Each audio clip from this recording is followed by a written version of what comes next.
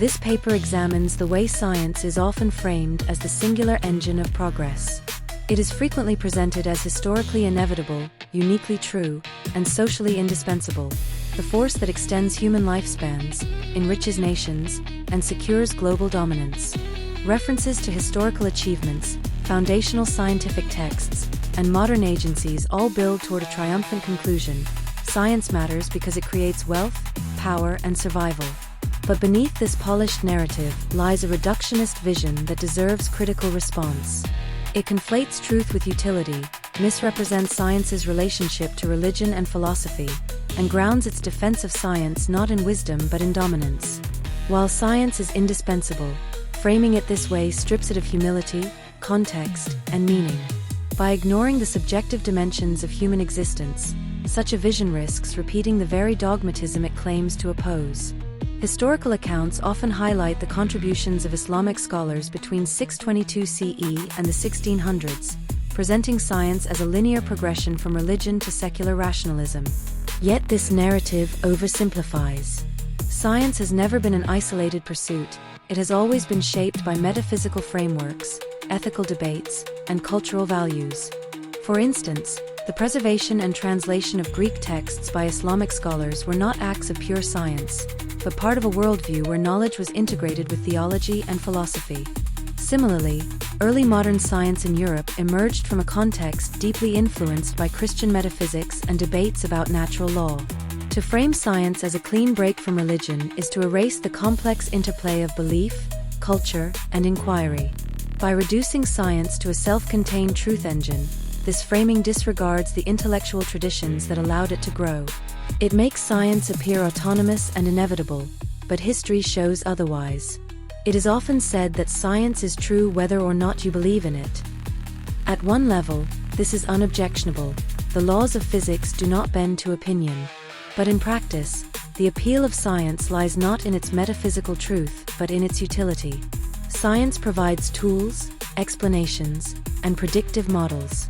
Yet those tools only become transformative when embedded in social, political, and ethical frameworks. Consider life expectancy, from 30 years in prehistoric times, to 35 years in 1945, to 72 years today. Scientific advances like sanitation, nutrition, and antibiotics contributed, but the distribution of those advances has always depended on human choices. Prenatal care is not simply the product of laboratory discovery. It is the result of policy, cultural values, and the moral decision to extend care universally. Without justice, science's benefits remain unevenly applied. Without ethics, science's potential for harm grows unchecked. This framing often collapses the distinction between tools and their use, treating science itself as the author of progress. In reality, science provides the tools, but human vision decides their use. Science is sometimes defended practically. It makes money, builds better weapons, and ensures national survival. But reducing science to an engine of empire presents progress as measured by economic growth, technological supremacy, and military dominance. Such a vision is not neutral. For every vaccine, there is a nuclear bomb. For every agricultural advance, there is ecological collapse. For every internet innovation, there is mass surveillance. By treating dominance as science's highest justification, science becomes not a means to wisdom, but a means to power. Science is not truth itself. It is a method, a tool. It measures, predicts, and constructs, but it cannot by itself provide meaning, purpose, or balance. Dismissing philosophy and religion as false leaves a hollow substitute, a worship of science that functions as its own dogma. What is often overlooked is that the greatest frontier is not endless science but consciousness itself. Human existence is not reducible to biological survival or technological dominance. Subjectivity, meaning, and awareness remain central to what it means to be human. To ignore these dimensions is to risk building a civilization of power without wisdom, expansion without balance. Emerging frameworks like temporal subjection theory, TST, and Consciousism offer a corrective. TST explores time as a subjective phenomenon shaped by consciousness, reminding us that experience cannot be collapsed into objective data alone. Consciousism emphasizes the cultivation of awareness as central to human evolution, ensuring that science serves humanity rather than the reverse. Together, they propose a vision where science and consciousness are not rivals but partners in shaping a humane future. Science matters. It has extended lifespans, reshaped economies, and revealed the workings of the universe.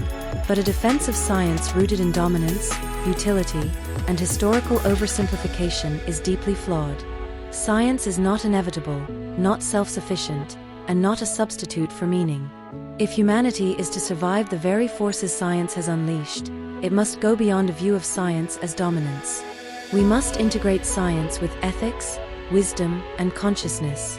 Only then will science cease to be merely an engine of power and become part of a greater project, the evolution of humanity itself. In ancient times, an orator was not merely a speaker but a craftsman of ideas. Oratory was a discipline, a skill through which a speaker held an audience for hours, knowing that clarity was essential.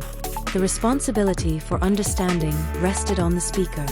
If the message was not received, the orator did not blame the audience.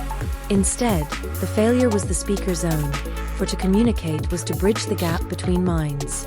Too often, modern science communicators suggest that if the audience does not understand, it is because they are unprepared, uneducated, or intellectually lacking. This approach betrays the essence of public communication. A communicator's task is not to intimidate with authority, but to illuminate with clarity. Worse, the message is sometimes shaped by a clear but unacknowledged bias. Religion is framed as superstition and science as atheism cloaked in reason, dismissing other worldviews as false. This is not neutrality in the service of knowledge, it is advocacy for a worldview presented as universal truth. By presenting atheism as the natural posture of science, the intellectual field is narrowed, excluding vast traditions of thought and human meaning. In doing so, the openness to inquiry that science claims as its strength is undermined.